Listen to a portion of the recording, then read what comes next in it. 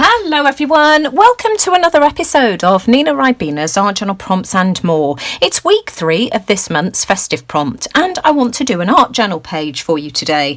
I'm going to be working on a piece of mixed media paper which measures 7 inches by 7.5 inches, and I am going to be using some homemade sprays. I've got 2 different kinds. This one here was made with Brusho in turquoise, so I've just put a little bit of Brusho on the end of a teaspoon, added some warm water, a tiny bit of warm water, and then I've topped it up with some isopropyl alcohol, hence the state of my fingers, because I wanted 2 different shades of blue. I've also got this one here which I've had made for ages. This was made with royal blue icing sugar paste.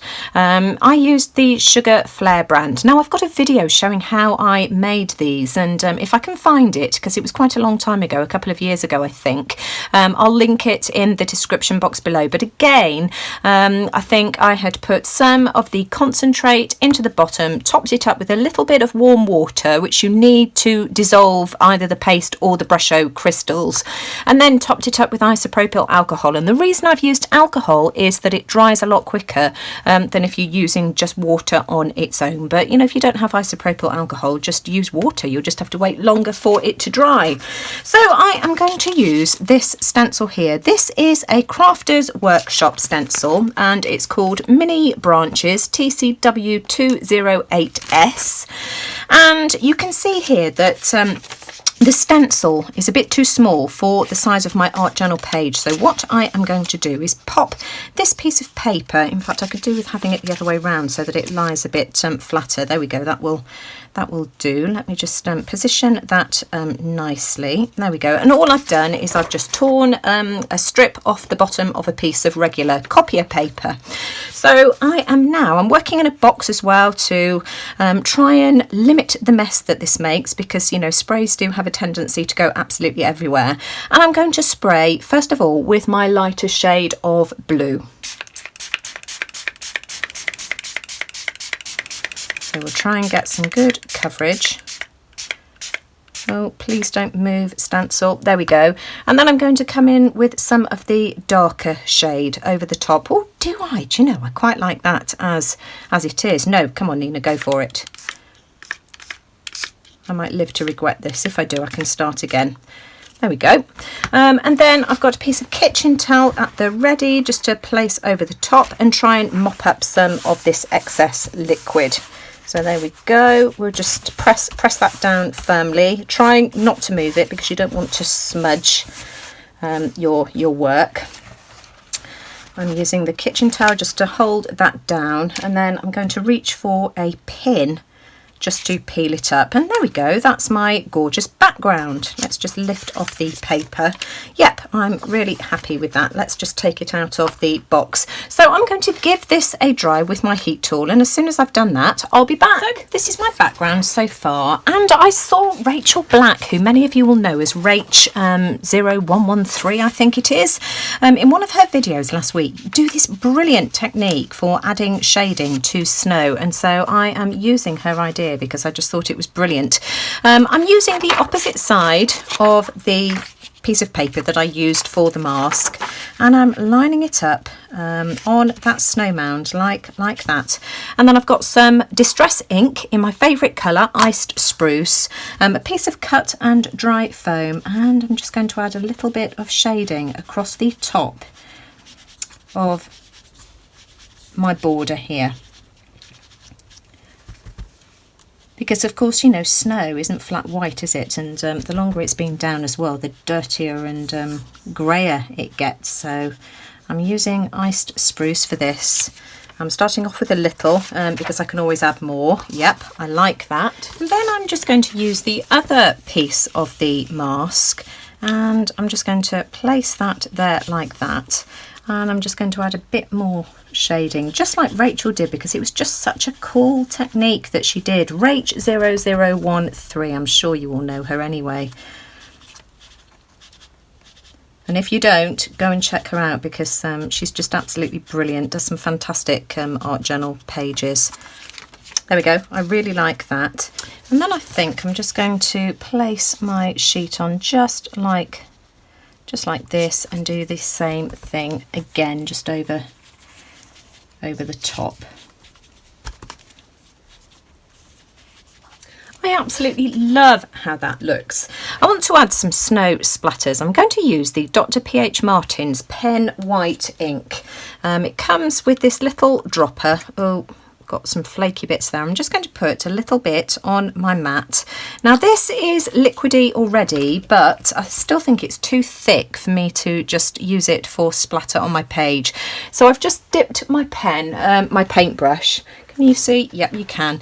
Into a little bit of water, and in fact actually I'm going to reach for my splatter box again because this will go absolutely everywhere otherwise. And let me just find a pencil. Gosh, I'm not very organised today, am I? And I'm just going to splatter some snow over my background. Oh yeah, I love that. That's really, really pretty. Here we go. And if it goes on my snow, that's perfect. Really like how that looks. Now, I don't know whether you can see, I've brought my camera down quite low. I continued going crazy with my splatters, and I just think that's absolutely beautiful. Now, I'm going to leave this to sit for a while because I don't want to run the risk of using my heat tool and blowing the splatters across the page and spoiling it. So I'm just going to be patient for once and leave it be.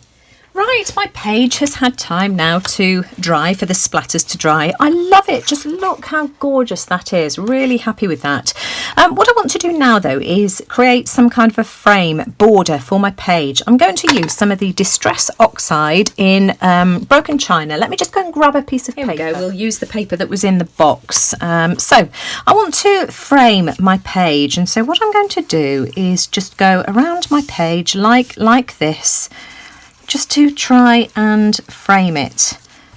I'm just going to go all the way around like this, and I'm going to be using 3 colours. I'm going to be using Broken China, Iced Spruce and Faded Jeans, and I'm starting off with the lightest colour, which is Broken China. Then I'm going to do the same thing with Iced Spruce, and then I'll come in last of all with Faded Jeans, which is my darkest colour, which will just hopefully add some intensity to my background. And I think I'm going to put this on to fast forward now so that I don't bore the pants off everybody.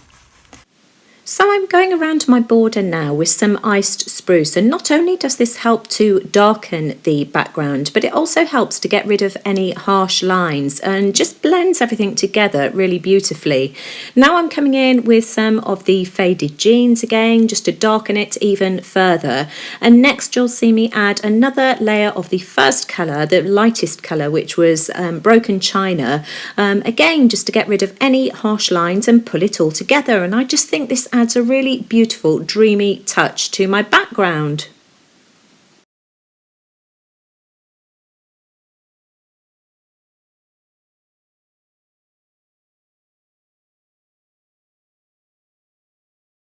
So this is how my page is looking, and finally I just want to add my focal image, which are these reindeer. This is a Creative Expressions mini stencil. These are about £1.49.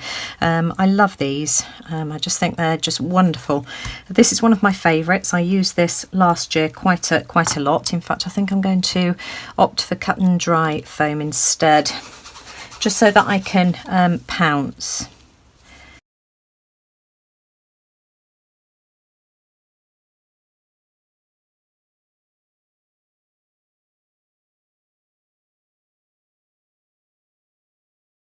So I added my reindeer with Iced Spruce, and I just want to add one final touch before I think about a quote. I just want to add a little bit of shading to their hooves. So I'm bringing back in that piece of paper.